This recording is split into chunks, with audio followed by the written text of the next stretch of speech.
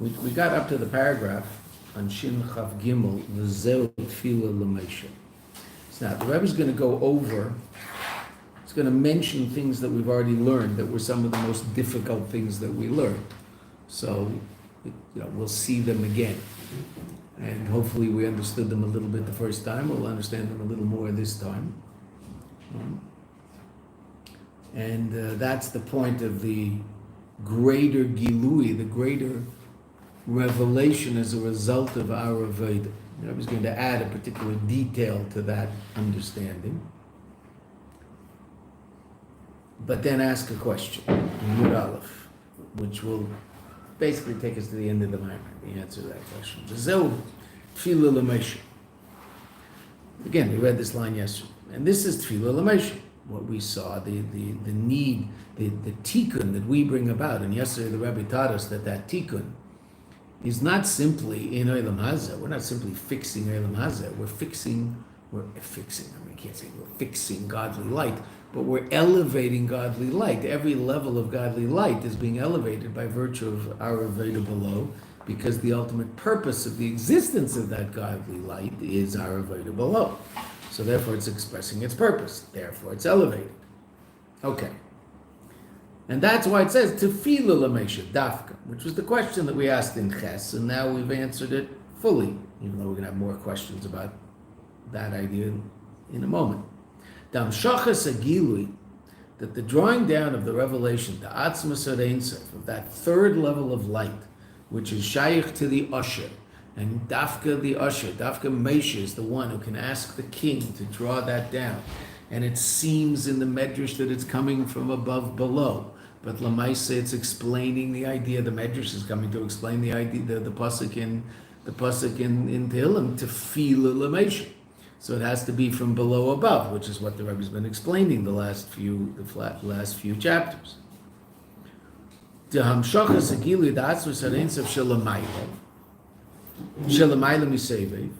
Right, that the drawing down of this Gilui of Atzmas Ein Sof, which is beyond Sevev, Shehimshich Moshe b'Malchus, that Moshe draws this down into Malchus, which again, this is all review.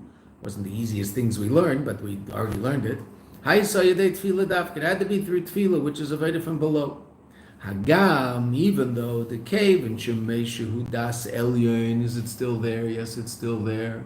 So we're going to understand what the Rebbe says now because it's still on the board. Since Moshe Rabbeinu's Das Elyon, and if you look on the right corner there, Das Elyon is connected to what level of Kesser? That level of Kesser called Atik, which we talked about briefly, right? The level of Kesser that's completely transcendent. Kesser is a transcendent level of reality. Sovev. Okay. But there's different levels in Sovev. There's different levels in Kesser. There's the level of Kesser that's relevant and relative to that which is below it and is the source of that which is below it. So that's called, line below, that's Arech, right? Arech Anpi, the external expression of Kesser, meaning the function of Kesser. What does Kesser do? Kesser is the source of the light that's drawn down into, and when we talk about that level of Kesser, Chochmah V'Tzilus, into the four worlds. Okay, it's beginning with Chochmah V'Tzilus. So that's the function of Kesser. But what is Kesser? A level completely and totally transcendent. And that's Atik, and that's the level of Atzmas Ein Sof. Okay, beautiful. We learned that. Right? And the more we hear those sort of things, the more they start to stick in our head and resonate in our head, and they become part of what we understand. Obviously, we don't get it by learning it once.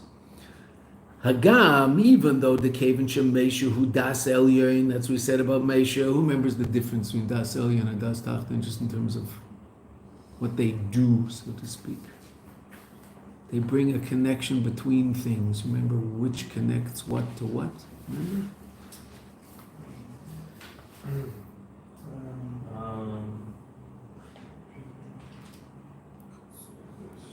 Das Tachton is what's in Tanya. That's the one you all know. Meaning, if someone were to ask you what's Das about, just Das, without Elyon Tachton, without higher level, lower level, you would say, well, in the third chapter of Tanya, it says that Das is a level of intellect that connects what to what? Intellect to no, that's Das Elyon. Das Elyon connects Chochma and Bina. Das Tachton connects intellect to emotions. That's Tanya, third chapter of Tanya. And you wouldn't know there's another level of Das if you learn the third chapter of Tanya, which is fine. That's not what the Alter Rebbe was interested in teaching about.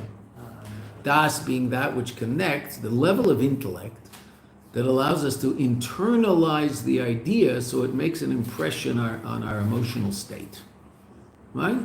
Meaning we'll act in accordance with that idea. There's all sorts of ideas that you and I know that we don't necessarily internalize so that they don't necessarily change our behavior. Right? Albeit we hear all sorts of activity next to us when we sit in the teacher's room down there. It's right next to the gym, and you hear all sorts of banging and crashing and all sorts of stuff. Okay. But I'm sure there are all sorts of people who live in this building who if you were to ask them intellectually, is exercise good for you? They'd say, oh, absolutely, exercise is very important. And then you would ask them the next question, do you exercise? They'd say, no. Well, how does that work? Well, that works because there's all sorts of things that we might know intellectually that haven't really penetrated down into us so that we haven't changed our behavior relative to that understanding, right? Now, there might be all sorts of reasons why that is, right? Okay, we say that, but tachlis, right? Exercise is good. Do I exercise enough? No. Okay. Why not? Not enough das, right? Not enough das. A person who has issues with a temper, intellectually, do they know that expressing their temper is probably, I mean, I'd assume they would be able to tell you intellectually and objectively that that's not a good thing. Okay, so, but that doesn't mean that they've internalized that that it changed their emotional state, and so they might still have fits of temper. Okay, a kid will have fits of temper because they don't have the intellectual understanding to appreciate the fact that that's a ridiculous way to act. An adult will have fits of temper even though they do understand intellectually that that's a ridiculous way to act. Right? Okay. So that's Das. But that's Das Tachton. Das Elyon is the connection of Chochmah and Bina. Okay, so Moshe Rabbeinu was Das Elyon. Atik. That's what I was going to say right now. Shemakabel mi'atik. Review. Atzmus or Ein Sof Shalamai. Let me save it. Which is the level of Atzmus or Ein Sof, which is beyond save it. So therefore, Moshe, he had the ability, lahamshich b'malchus, to draw down into malchus, or zeh, this light, b'derech milamayla lamata, from above below. He could have done that, right? As a matter of fact, that's what we asked. Wait a minute, isn't this all happening from above below? Isn't Moshe, so to speak, up there, drawing it down here? No. Tefillah l'Moshe. It has to dafka be from a Veda below. That's what we learned about in the last 3 chapters. Right? Ki al yedei sham shachas ha'or hi al yedei tefillah. Right? Even though, right? Because this all started with even though. Hagam. That little word, that 3-letter word means even though. Even though, since Moshe is who he is, he could have brought it down from above. But he didn't. Why? Ki al yedeyam sham shachas ha'or hi al yedei tefillah, by virtue of the fact that drawing down this light is through tefillah. And what does tefillah represent? Aveda sa'adam, our aveda down here. But derech milamata lamayla, from below above. Nishlemes hakavana. Ultimately, that is what completes the intention and fulfills the intention. Should be shvila, that for its purpose, netz al or, that the or was emanated in the first place. Why are why are there all these incredible levels of godly light? In order for you and I to be able to do Avodas Hashem down here in Olam Hazeh. And it's true, the light ends up expressing itself in this rather bizarre way that it does in Olam Hazeh, okay, with all the craziness of this world. Okay, true. But that's the point. Now there's a Veda. Avodah means there's the possibility of not doing the Avodah. Otherwise, it's not really very serious Avodah, right? I don't know whether breathing is Avodah. Now, breathing when you're swimming is Avodah. Because you have to be careful not to breathe at the wrong time. Okay, because that won't work. But when you're walking around, I don't know whether if you're jogging, so then breathing might be part of the Avodah to make sure that you're breathing properly, keep yourself from getting tired fast. Okay. But everyday life, breathe. Okay, so for angels, I mean, they serve God. But it's nothing compared to what we do because we have the possibility of not serving God. So then our service is obviously much more impressive and much more important because it actually means something as opposed to just breathing. Right? For angels, serving God is like breathing. It's just what they do. Right? So our Avodah is what the Eibishter wanted. Vayadei nasa be'aliyah. It's brought about in the light itself, an elevation. Now the Rebbe says an amazing thing. It's hard for us to grasp such an idea because what does this mean? Umisvasef, and it increases babilti gvul shaloi. The unlimited nature of it increases. How do you increase unlimited nature? Okay, but we get the basic idea that this level of light experiences an elevation by virtue of the fact that it's fulfilling its purpose. Now, by virtue of fulfilling its purpose, it's more connected to its source because it has a source higher than it, and that source has an idea as to why it wants this level of light to exist. Oh, so if I fulfill that, any person, if you fulfill a purpose, so then you're connecting to the source of who you are. Our purpose is to serve the Eibishter, to bring Mashiach. Okay, so by virtue of doing those things, we're elevating ourselves because we're connecting to our source. So too, this level of light has a source. The only thing that doesn't have a source in anything is the essence of a Kadosh Baruch Hu. That's why we can't understand it. Everything has a source in something. No. There's one thing that's beyond source. It exists by virtue of itself. Kadosh Baruch Hu just is. Where did he come from? He didn't. Who put him there? No. When did he show up? Irrelevant question. No such thing. He just is. Well, why is he? I don't know. Just is. Was he Jew? Well, do anything. He just is. I mean, he decided to do something. He decided to create worlds, etc. But in his life, all of that is just okay. That's called emunah. The only part of you and I that can connect to that level of elokus is emunah. Intellect can appreciate the fact that there is such a thing. But I can't connect to it intellectually because it just doesn't make any sense. I don't get it. Okay, I can appreciate that I don't get it. That itself is something.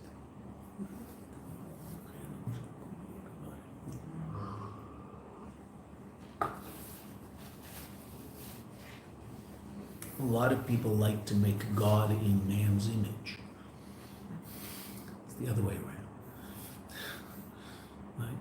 Now, there's things about us that help us understand him. That's why we were created in his image. There's no question. But ultimately, when those things that we understand as a result of understanding ourselves are all relative to or and kelim, light and vessels, the essence of God. The one thing that helps you and I, and we talked about this earlier, the one thing that helps you and I understand, have some inkling of etzem, of essence, is this an incredible experience that you and I have that's false. But we have the experience. We don't experience the source of our being. We know there is one, but we don't experience it. When we wake up in the morning, we're just aware of it's us again. It's me again, here I am. Okay? It's my alarm again. So how many hours after the alarm at 3:05 was the alarm to get up for the Chassidus? The alarm at 3:05 sort of didn't help our night's sleep. But there wasn't a siren at 3:05, it was just an alarm. All got ready for the siren. Getting ready for the siren means I put a pair of pants over my pajamas and then go lie down again. Because if I'm going to have to go to the Melukat, I don't want to go in my pajamas because the whole building's there. So I put pants in my bathroom, pull up over my pajamas, then I lay back down and woke up to the alarm at the end of the morning with my pants on. Okay, why? Well, there wasn't an extra one. But when you hear that alarm, what are you aware of? It's me again. Are you aware of the godly energy surging into you? No. Right? So that's the closest that you and I get to having some inkling of understanding existence by virtue of itself, because we actually do experience that on a certain level, even though we know that experience is not true. We don't really exist by virtue of ourselves, but we feel like we're self-generated. We're just sort of this little battery pack walking around. With other people, Baruch Hashem. Yesterday I talked about, it's all up to you and you're alone. And, we are alone. I mean, ultimately, we're alone, but we're not, Baruch Hashem. There's all sorts of amazing people around us and things around us, and the Eibishter's with us all the time, and the Rebbe's with us all the time, and we're never really alone. But it is true that relative to our Veda, we're alone. The person who does our Veda is us. We have to do it. No one else can do it for us.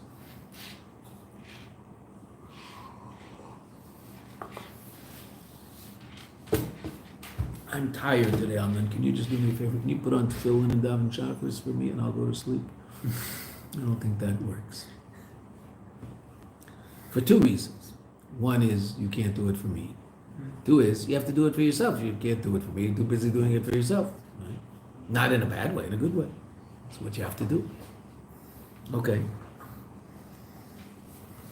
So the Or is elevated by virtue of connecting to its source. Now, what is the source of the highest level of Or? Atzmos. That level of Atzmos that is understood as a Ma'or, a luminary. What's the highest level of sunlight? What's its source? The sun. Right? There's some level of sunlight that, so to speak, the only thing beyond it is the sun itself. Not the sunlight you and I experience. The sunlight you and I experience has 93 million miles of levels of light beyond it, right? That are more intense than the light that you and I experience. So as that light is going up, it's getting more and more intense. Okay, hotter, little hotter. 92 million miles away, we'd be burnt to a crisp. 94 million miles away, we'd be an ice cube. Somehow it just works out right, 93 million miles. So that's the level of sunlight that's just perfect for us. Sometimes a little hot.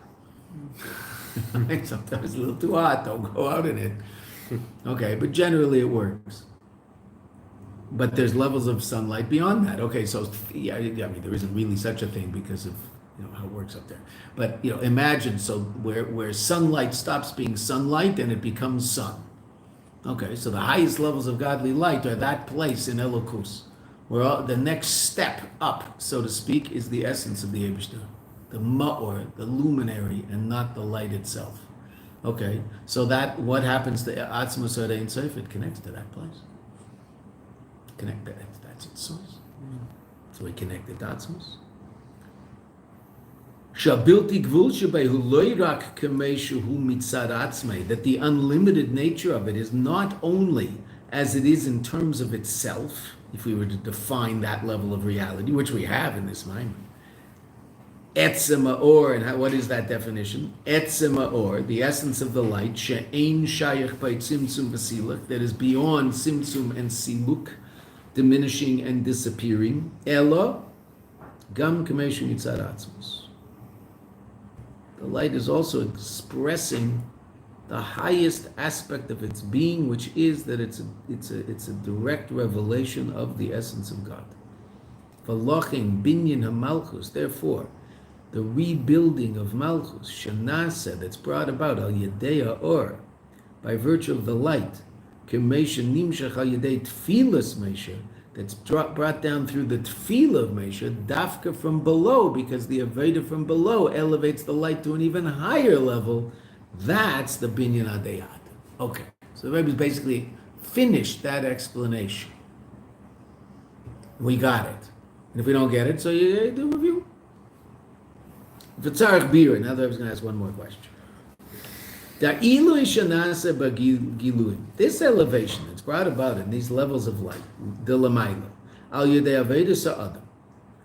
our avodah below, who is be'ikr, essentially, kisham shochava gilui shalem, is when they're drawing down in revelation, hi al yedei avedas adam, is dafka through our avodah.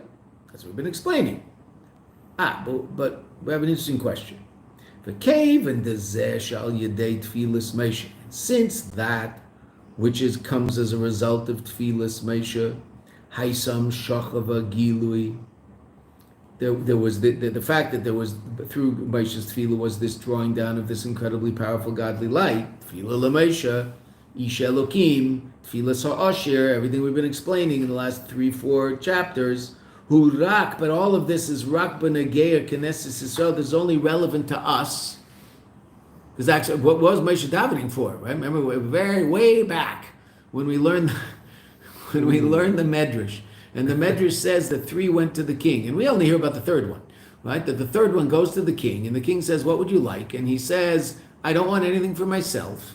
But there's a Medina Planis, V'hi Chareva, V'hi Shelcha. There's this city, and she's broken, and she's yours. Gezor Shetibane. Decree that it should be rebuilt. And the Rebbe explained to us that's Moshe Rabbeinu asking that Knesset Yisrael, which is Malchus, should be rebuilt. Right? Remember that? Okay, all of that rings a bell. Okay. So therefore, who's Moshe davening for? Us.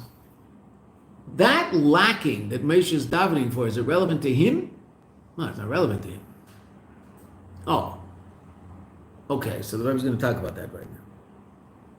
So everything that's happening on Yedei Tfilas Moshe, who rak b'negei Knesset Yisrael, it's only relevant to us. Knesset Yisrael kipshutai, Knesset Yisrael simply, meaning the Jewish people, and the neshamas of the Jewish people.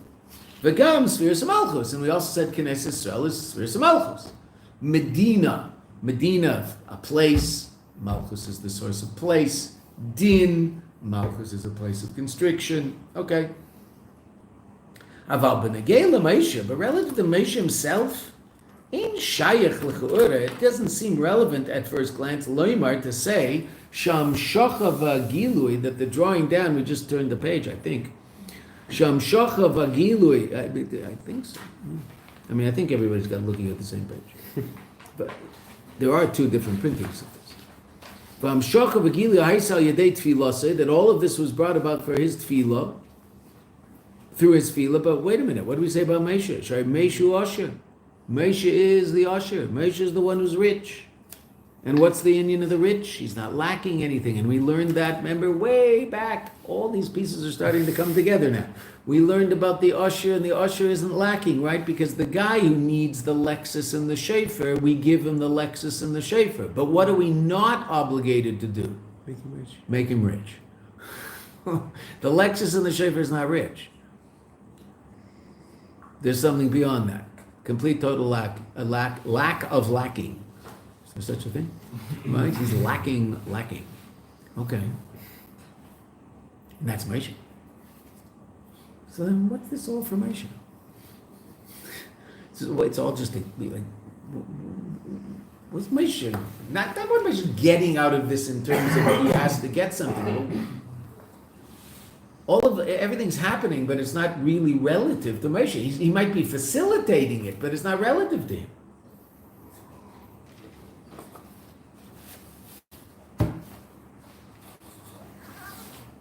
The inyan Asher hu shemeirim etzlei begilui. What's the Asher? It shines to him in begilui, in a revealed way. Kol hagiluim, all states of revelation.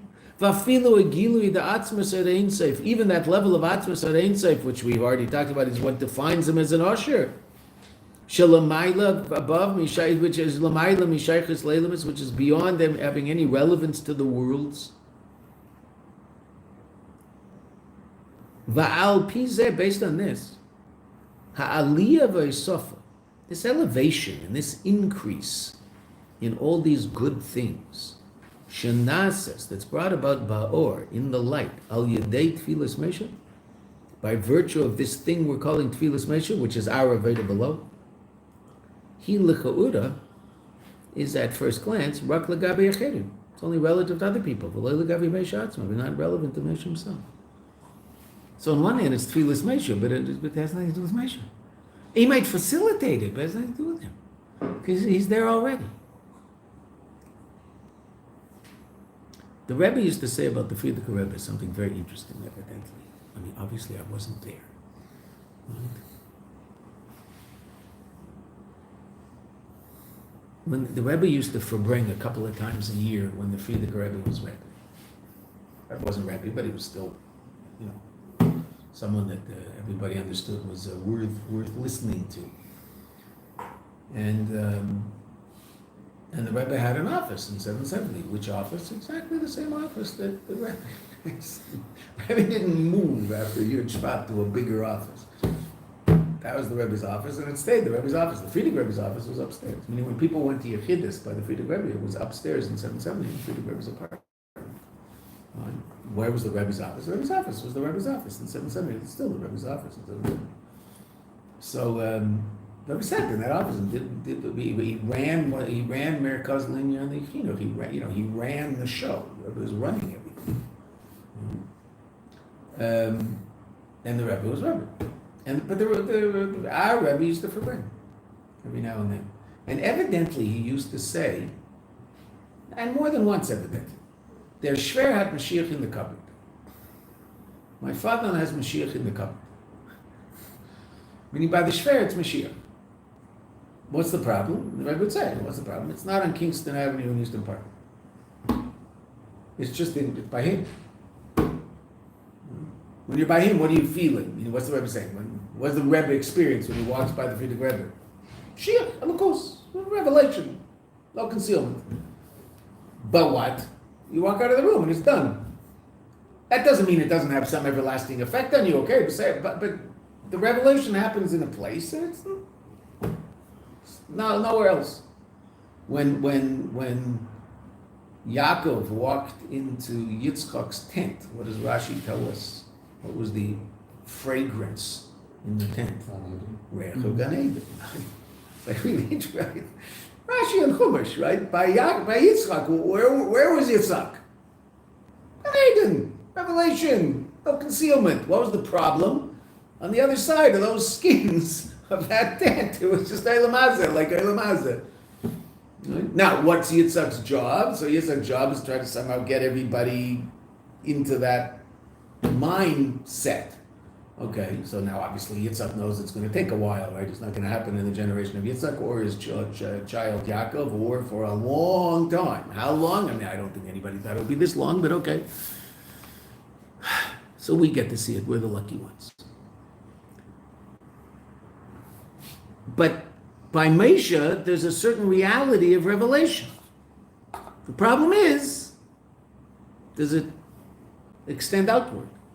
Well, the Rebbe used to say about the Frierdiker Rebbe, it's there, but it's not on Eastern Parkway. It's not on Kingston Avenue. Okay. Manyen. So when Moshe Rabbeinu is busy davening, so why is he davening? I mean, to put it in crass terms, not what does he get out of this? What's his? What do they say? Skin in the game, right? That's what they say, right? What's his skin in this game? He's facilitating, but that's nothing to do with him. He's there already. And you should know, Chassidim used to say something very, very interesting. And that it wasn't, extremist. It was just, something that Chassidim every now and then would say and forbring it. And, in a very calm way. But it was something that was there. It was out there. Right? Chassidim that I sat in forbring with and taught me stuff. Older Chassidim who knew things, they would say very calmly, the Rebbe could bring Mashiach tomorrow. The Rebbe could bring Mashiach right now. But what? It's not about him doing it, it's about us doing it. You can do it right now. That was always out there. And it's interesting because at a certain point, what the Rebbe say to it? I've done everything I can do. And when the Rebbe says that, what does he say? He doesn't say, I've done everything I can do to bring Mashiach. He says, I've done everything I can do to arouse in you a desire to bring Mashiach. That's what the Rebbe said on that famous Sikha Chavches Nisan, which shook the world. The 28th of Nisan, 1991, 57:51. The Rebbe shook us all up pretty seriously. And it came out of the blue. It was at the end of a Sikha, the Rebbe was talking, completely normal, and all of a sudden the Rebbe said, I've done everything I can do, and now it's up to you to bring Mashiach. But when the Rebbe said, I've done everything I can do, he didn't say, I've done everything I can do to bring Mashiach. He said, I've done everything I can do to arouse in you a desire to bring Mashiach. Now it's up to you. The Chassidim didn't exactly believe the Rebbe. I mean, you know what I mean when I say that. That was a Thursday night. The next Shabbos, 2 days later, an older Chassid, someone who wouldn't be a young whippersnapper, an older guy, stood up in Farbrengen. The Rebbe walked into the Farbrengen, Pasha Shmini, that year. The Rebbe walked into the Farbrengen, sat down, Shabbos. The Rebbe used Farbrengen every Shabbos in those years. The Rebbe sat down, and now, of course, you know, as soon as the Rebbe sat down, it was quiet. First, he would sing, right? I mean, when the Rebbe walked in, people would sing. And then the Rebbe would sit down and would get quiet, because the Rebbe was probably about to say something. If the Rebbe wanted you to keep singing, so, you know, you've all seen videos. The Rebbe has ways to get the Chassidim to sing. Right? So it's quiet. And you expect the Rebbe to start talking. So a Chassid stood up, older Chassid, stood up and said, the Rebbe should reveal himself as Melech HaMashiach. The Rebbe didn't respond at all.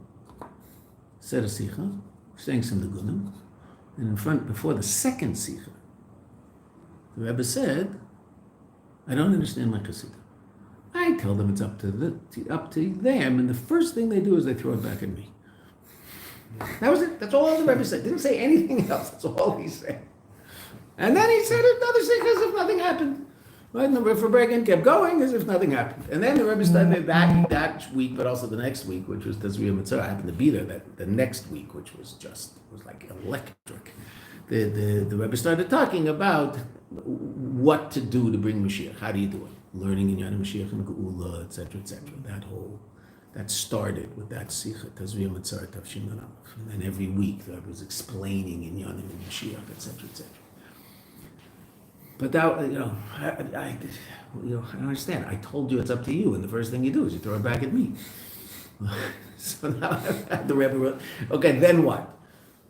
I don't know, right? Because the Rebbe didn't say anything else. That's all he said. Okay, so Meisha is holding in a certain place where all of this already exists. So then what's it for him? The Rebbe says an amazing answer. Try to get to the end of this paragraph, and tomorrow, I mean, maybe we can, if I talk in 1.5, we can finish the whole, can you guys hear in 1.5? I can talk in 1.5. It's a little hard to hear. It sort of gets to me after a while, like I freak out, but it's okay, I can do it a little bit.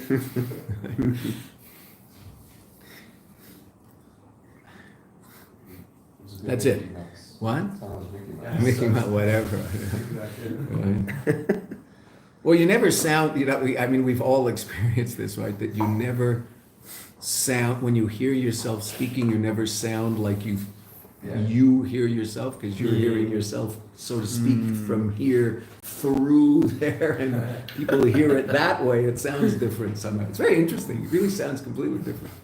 You get used to it after a while, but the first time you hear your voice, it's like, that's my voice? That's funny. That isn't what I sound like. Well, yes, it is, obviously. Right? It is an interesting experience. Okay. Yesh lemer bir. Now those words, when the Rebbe says that, of course the Rebbe is saying the Maimer in Yiddish, the Rebbe is saying Masich in Yiddish, so when you hear these words, V'yesh lemer bir in them, this is the bir in them, you know something's going to happen. So the Rebbe says an amazing thing. And this is especially amazing after everything we've learned about Moshe Rabbeinu in this Maimer. The Kaven Shemesha Hu Royan Shel Yisrael, that since Moshe is the shepherd of the Jewish people, Lochen, Kishachoser Eze Inyan B'Knesses Yisrael, when there's something lacking in the Jewish people, Hu Kemesha Choser Inyan Gam Etzlei. This is as if this thing is lacking by him. The Neisef Lezen, in addition to the fact, Shahat Tsar Shalo, his pain, Al Zeh, Shechoser Yisrael, that there's something lacking to the Jewish people. Hayat Tsar Godel B'Yosef was very, very great pain. Ki'ilu hu atzmei hayachoser, ha-choser, as if he himself is the one lacking. Hine, gam achisaron d'Yisrael also the chisaron, the lacking of Israel, haya ha-chisaron shaloi, was the chisaron shaloi, Moshe. Oh, why? So let's keep reading. We're going to see footnote 68 in a second, but let's keep reading. The Rebbe now explains this. And he explains it based on Rashi and Chumash, and the Rashi and Chumash is in Parshas Chukas, which of course is this Shabbos, the Rebbe is saying this Maimer. Very famous Rashi and Chukas. What's the Reka of what's the background of the Rashi? Twice in Chumash it talks about us sending messengers to Sichon. Sichon, Melech, right? Melech, that to make peace. That we should, I mean, he didn't accept it, right? But that we should just walk through his land and without any difficulties because we're on our way to Eretz Yisrael and just leave us alone, right? And so once it says Moshe sent, and once it says Yisrael sent. So who sent? Meaning was Moshe sent or Am Yisrael? Now Am Yisrael is this, there's 3 million people in the desert and they have their own. Each Shevet has their own governing body, so to speak. I mean, these are real people living real lives in the desert, so there's organizations going on, keeping things going. Okay, so who sent exactly? Am Yisrael as a whole sent, or Moshe Rabbeinu sent? Oh, so what does Rashi say? Famous Rashi. Chassidim quote this Rashi all the time. We like this Rashi. All Rashis, but some Rashis get quoted more than others. Ki Moshe v'Yisrael emchad, because Moshe and the Jewish people are one. Ubaloshin Rashi, what does Rashi say? Shemoshe hu Yisrael v'Yisrael hem Moshe. When you say Moshe sent to Yisrael sent, it's one and the same thing because they're all the same. Moshe is Yisrael and Yisrael is Moshe. They are essentially connected, one with the other, and indivisible and indistinguishable to a great degree. V'lochein, therefore, Hagam shemesha haya osher, even though Moshe was an osher, veheiru beikol hagiluyim, and it shone in him all of the states of revelation. That's what we're talking about in the Maimer. Mikol mokim, nevertheless, Kevin Yisrael hayu chaserim hagilui, that since Am Yisrael were lacking this level of revelation, hadn't quite come down to Malchus. V'rak al yedei aveda, and only through their aveda, through their service of HaKadosh Baruch Hu, which is tfilosei shel Moshe, nischadesh, it's renewed or brought about, hagilui legabam, this revelation by them. How do you and I experience that state of revelation? How do we bring that the revelation of that state down here? Through our aveda. Gam legabe Moshe nischadesh hagilu al yedei tfilosei. So also by Moshe, it's brought about by virtue of his tefillah, in other words, his avodah. Because Moshe is shaykh to the Jewish people and is one with the Jewish people, and since they're lacking, so then, the Rebbe basically saying on a certain level, there's a lacking in Moshe. This brings up a very big question, which the Rebbe does not deal with in this Maimer. We're going to see a footnote in a second. But wait a minute, I thought we said Moshe is the Osher. He's not lacking. So if he's lacking because we're lacking, so then he's lacking. He's not an Osher. Okay, so now the Rebbe is not going to deal with that in this Maimer. We did say when we started learning this Maimer that there's a continuation of this Maimer that the Rebbe said 2 days later, Sunday night, Yud Gimel Tammuz. The Rebbe said another Maimer called Tefillah L'Moshe, which in this book you'll find back here on Yud Aleph Nisan.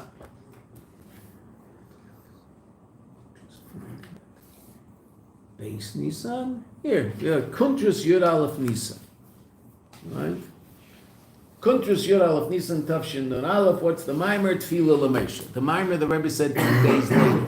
This, from the front of your little pamphlet, is the Kuntras, the little pamphlet that we were given with the Maimer that the Rebbe and Rav Yol had edited for Yud Beis Tammuz that year, the Tafshin Nun Aleph. So the Maimer the Rebbe said first, we got last. The Maimer the Rebbe said last, we got first, because the second Maimer was shaykh more to the union of Tefillah L'Moshe, which is if you recall, when the Rebbe said this Maimer, it was the 89th birthday. Yud Beis Tammuz was the 89th birthday of the Frierdiker Rebbe, which means the Frierdiker Rebbe started saying the Rebbe was saying for the Frierdiker Rebbe the kapitel Tefillah L'Moshe. Right? In Tafshin Nun Aleph on Yud Aleph Nisan, the Rebbe started saying kapitel Tzadi. Tefillah L'Meisha. Also, we did. Right? Shuva, Shuva, Hashem Admos, the Rebbe loved that niggun. Every time we sang it, I guess the Rebbe loved all nigunim, but I wasn't around for so long to be able to tell you about. But that niggun, I remember the whole year the Rebbe just sang it over and over in February with the Rebbe that year. Just loved the niggun. It's a great niggun, right? We're still singing it. How many nigunim from the years of the Rebbe do you know? Right? A couple, that one everybody knows because it's just so amazing. Svi, what's going on in that phone? Is that the mimer? You can't do that.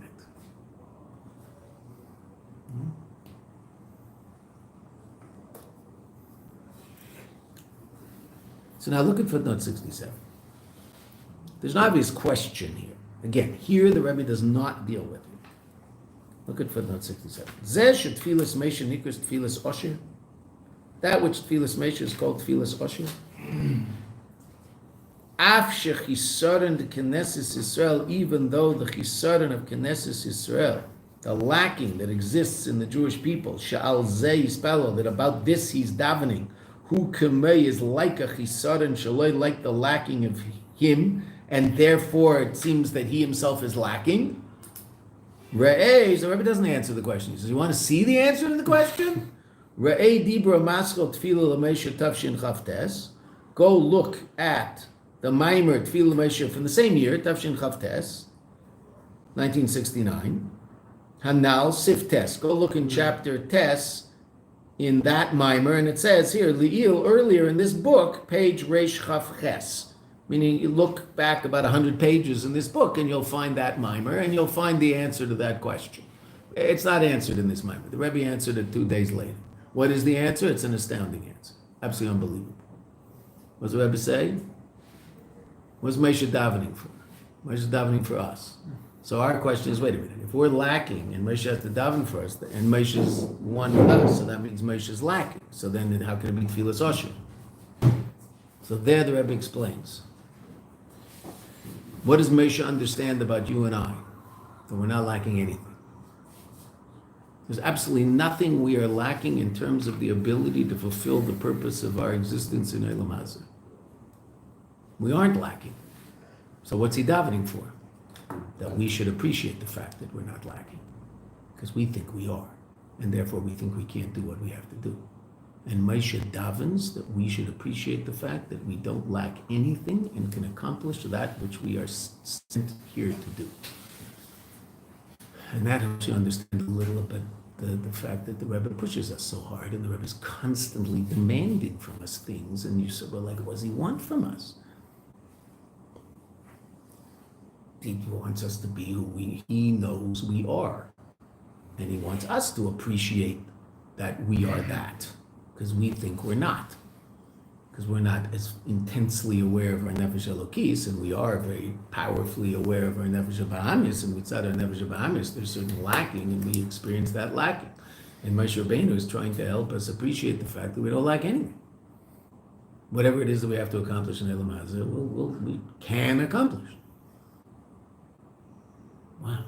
That's what so Moshe is the Osher. He's not lacking. We're lacking? No, we're not. That's exactly what he's davening for. That we should appreciate the fact that we're not lacking. That's Moshe's davening. It's an astounding idea. The Rebbe doesn't say it here, because the Rebbe doesn't deal with the question here. He just throws it out. There he says, it happens that we don't. That mimer is very similar to this mimer in many places, especially this part of it.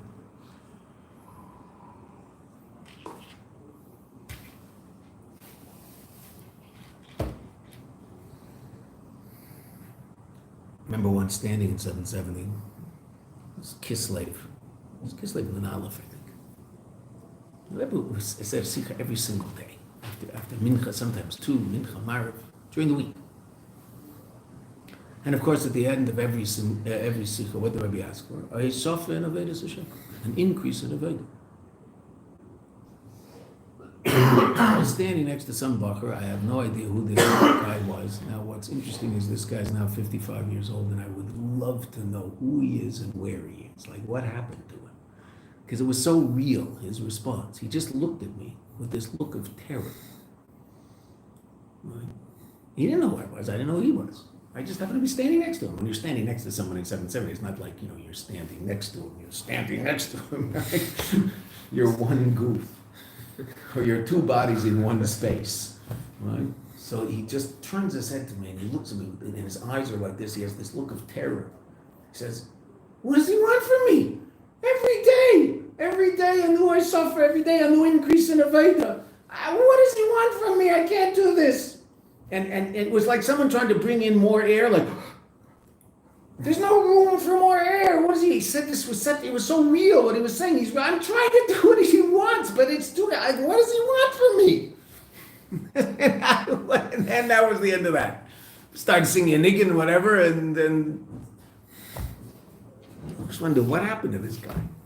Is he still that real? Because he was trying so hard. Now, obviously, he's got to sit and talk to his mashpia and figure out what does it mean that not every Hisaf is a Hisaf in quantity. There's also quality, right? Because it's true, like there's only so many hours of the day, so it might be filled up his hours, and he does have to sleep for an hour every day or whatever it is. So, okay, Beseder. Right? And there's also a Hisafa, when you can increase something, you can increase it in terms of quality, not just quantity. So maybe he has to talk to his mashpia, Beseder, okay. But he was taking everything the Rebbe was saying so seriously, Baruch Hashem. And yesterday the Rebbe said he should make a Hisafa, and he sat and he thought about it. What can I do? And he took upon himself to learn something extra, maybe go on Mitzrayim one more time a week or whatever it was that he took upon himself. And he's like, I can't put in any more air. Okay. So now obviously the Rebbe knows what he's talking about and who he's talking to, and then every single one of us can do more. Right? Famous story of Rabbi Kunin. I'm sure I told you the story. Rabbi Kunin opened the first Chabad house in the world, right? In LA. That was the first official baked Chabad house in Westwood in LA, and. He opened it, he was very excited, flew back to the Rebbe with a key, right? Key to the Chabad house. Very excited. And he did it very fast. And he was so excited to be able to go back to the Rebbe and say, well, I did it. And he went into the Rebbe, so he arranged the Mazkirim arranged for him to go into the Rebbe and give the key. So he went to the Rebbe and said, the Rebbe asked me to open the Chabad house, and I opened the Chabad house, and here's the key to the Chabad house. And the Rebbe looked up and said, which one? Which Chabad house? I mean, there's only one? Which one? That was what the Rebbe said to me. Rabbi Kunin didn't say a thing. You didn't turn your back to the Rebbe when you walk out, right? So he walked backwards out, walked out the door, flew back to LA, and what did he start doing? Open a second. I can swear, open a second. A girl in the Sem, Shifra Blooming, it's an amazing girl from Brunois. Incredible girl. Her father's a mashpia in Brunois who's supposed to be just a really, really, really special guy. I mentioned her to Rabbi Vichman because she's a very special girl. He said her father is like he's the real thing. Her father. So she told a story about her grandfather. Her grandfather was in Yechidus by the Rebbe, and the Rebbe asked for a school. I think it was a school for girls in Paris. So they opened the school, and it took a while. They opened the school, and they went back to the Rebbe, and they told the Rebbe that they had opened the school. So the Rebbe said, so there should be 3 times more. So he went and started working on opening 3 more schools. It took a while. This takes a while. And a few years ago, or 10 years ago, 15 years ago, I'm not sure, they completed opening 3 more schools. It took, you had to raise the money and find the building. It wasn't like you could open a school in a week. It took a few years to accomplish those 3 new schools. So either her grandfather was still around, or it was an uncle, I'm not sure. Probably her grandfather was still around. She's only 18.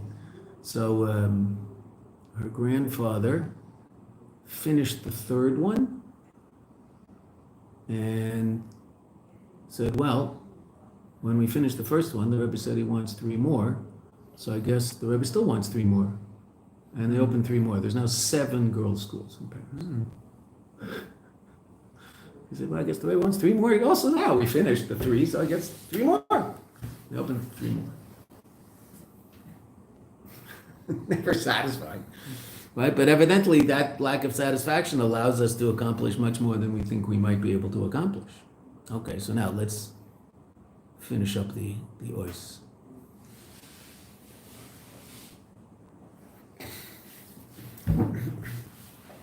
So since Moshe is shaykh to us, so something new happens to Moshe by virtue of our avodah. In Vata Tetzava, that talks about the fact that we're Meisif and Moshe, right? V'yichu elecha, they bring to you. The Rebbe's not talking about that here, but same general idea, that we elevate Moshe by virtue of our avodah. It's like Moshe standing on our shoulders, so to speak. U'lahoisif, now the Rebbe says an amazing thing, absolutely amazing. U'lahoisif, to add, that Zeh she'Moshe re'en shel Yisrael, that which Moshe is the shepherd of the Jewish people, Zeu inyano ikari. That's the essential reality of Moshe. V'kol ha'mailas shelo, and all of his lofty qualities. Kelal, including Zeh shaya osher, that which he was rich, gam beruchnias, also in ruchnias.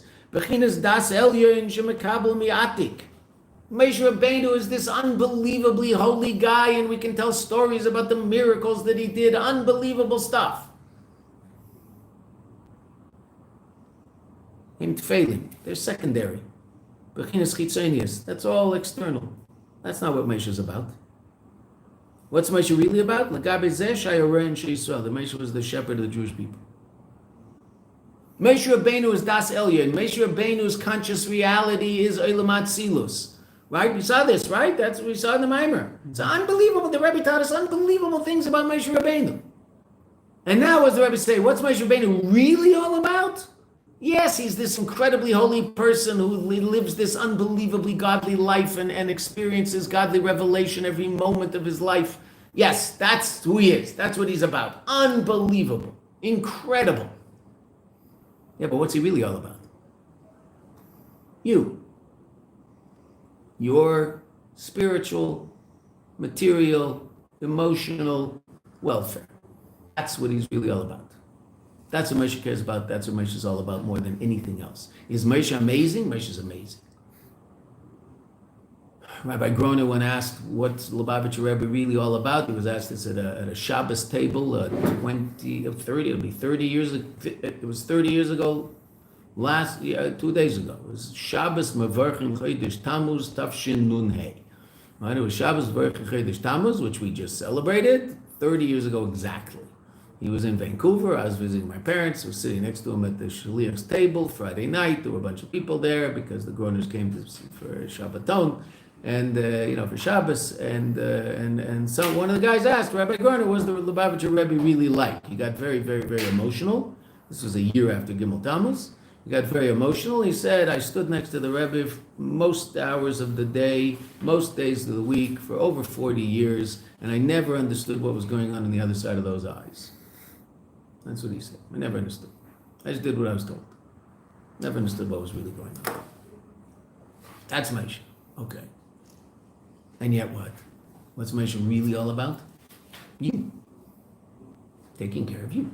He's your shepherd. He's the one who takes care of you, who cares about you, and is going to do everything in his power to help you fulfill the purpose of your existence in Olam Hazeh. That's what Moshe is really all about. Unbelievable, holy person. Yeah, 100%. But interesting enough, our Rebbe, it's so interesting. Most of the stories we know about our Rebbe, the miracle stories, what are the miracle stories all about? The Rebbe helping people. It's all about the Rebbe helping other people. All the stories we hear about the Rebbe. Right? Crazy, crazy stories. This one gets a shidduch, this one gets better, this one has children, this one, like crazy, crazy stories. Okay, what's it all about? Helping other people.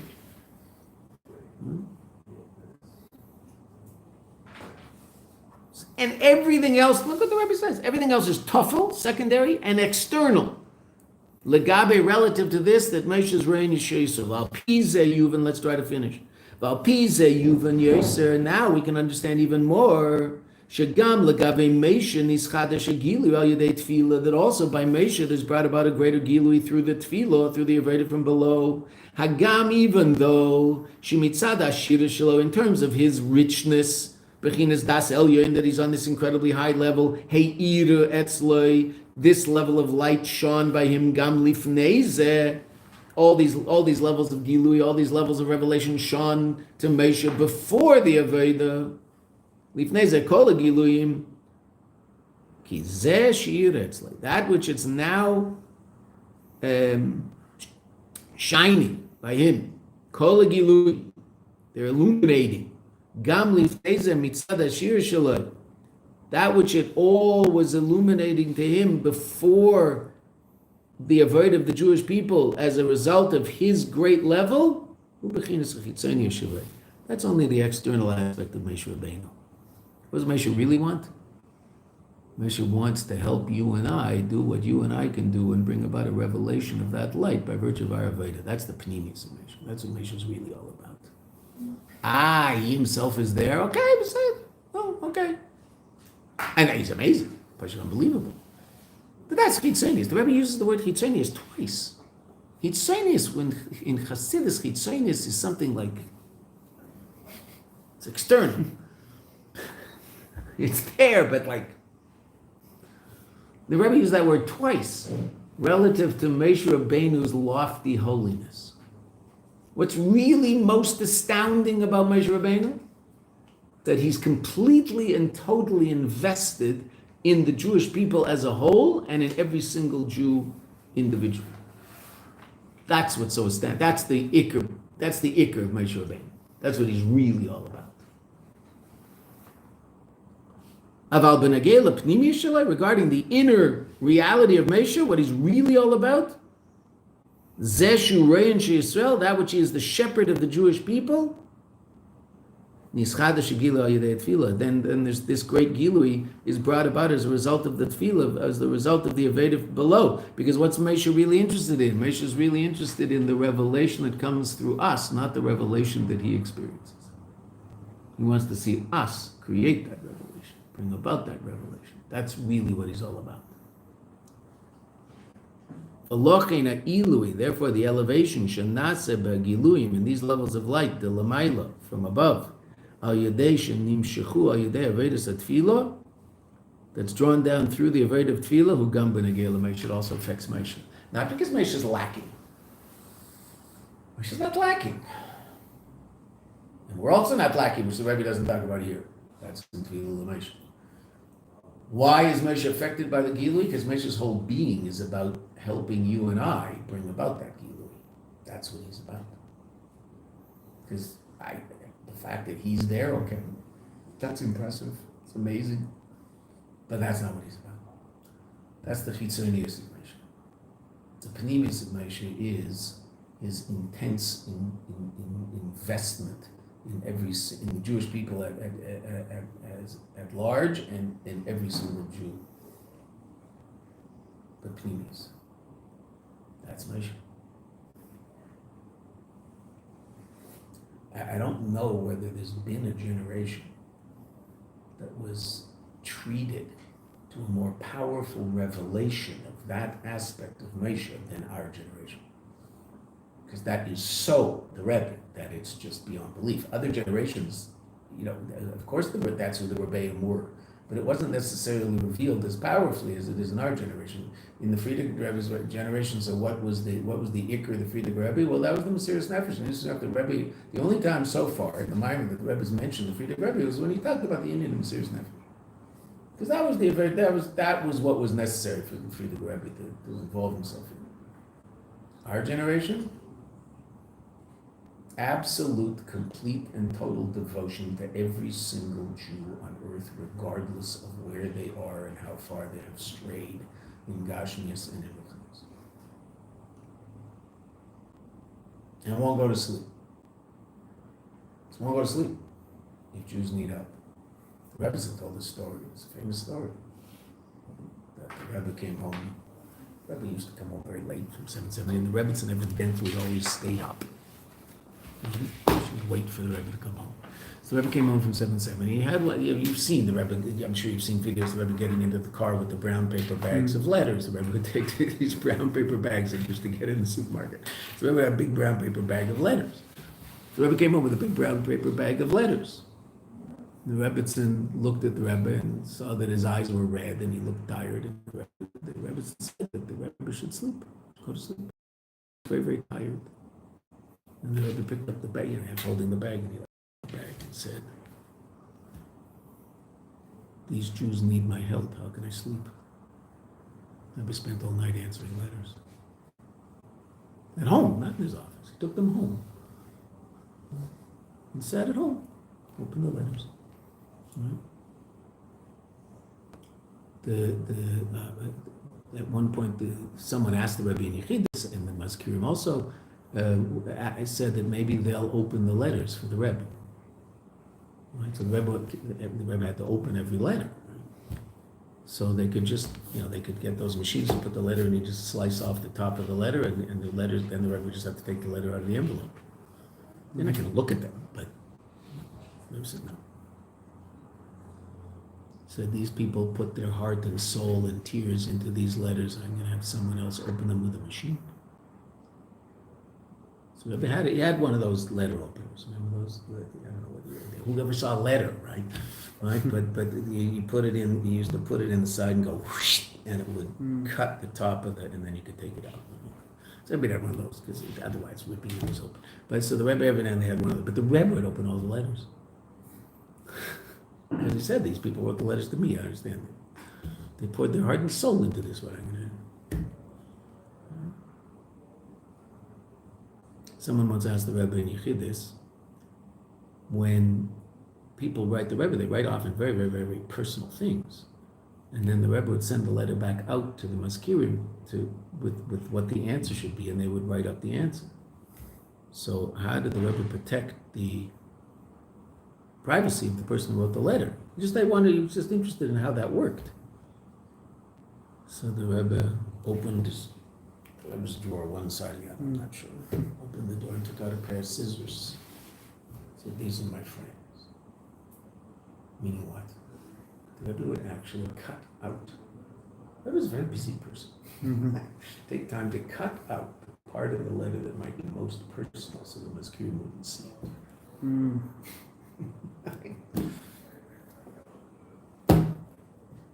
Why? Well, you just read why.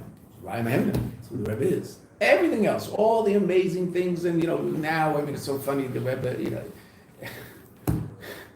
how everything going on. We talked about it yesterday, I think in Gemara, right? I played the Israeli television, all they're talking about is the Lubavitch Rebbe, and the Rebbe told Bibi that Bibi had to be strong, he had to stand up against the whole world, and if he did that and he had a muna, then everything he did would be successful, etc., etc.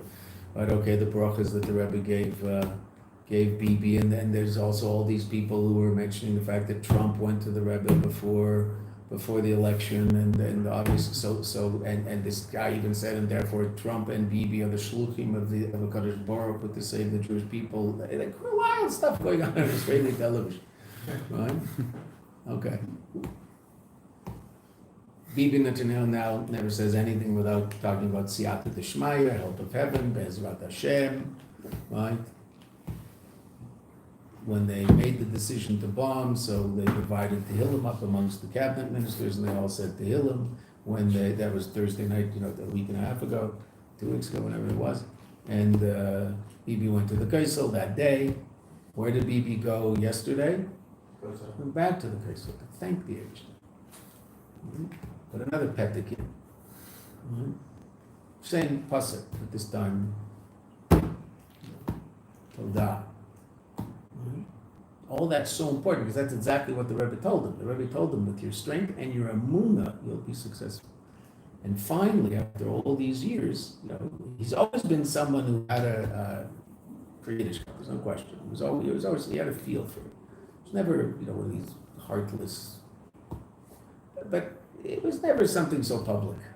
Lubavitchers all knew it because he was very, very close to Lubavitchers. They had very close friends who were Lubavitchers, and he was always. the first thing he did after he was elected the first time, 96, the first thing he did was the first public appearance was at a Gimel Tammuz event in the basketball arena in Tel Aviv with 10,000 Lubavitchers. Right? That's the first thing he and his wife did. They showed up to Lubavitch and said thank you, because there was a campaign by Lubavitch that switched the election miraculously in the last few days. It was a line that changed the whole election. Bibi's a totally Yehudi. Bibi's good for the Jews. And that caused a lot of people to think about the fact, wait a minute, yeah, I want someone good for the Jews, not necessarily good for the Arabs. Shimon Peres was good for the Arabs, it wasn't good for the Jews. And that slogan was all over the country and switched polls 5% from one side to the other. And Bibi won by, that much. And he knew that, and he came to thank Lubavitch for it. Very, very close, but never ever talked this way, the way he's been talking now. And we see the results. Donald Trump, thank God. I love God and thank you, God. And then he says, God bless Israel, God bless America. What is going on here? What's happening in front of us? Crazy stuff. We should just see it keep going and end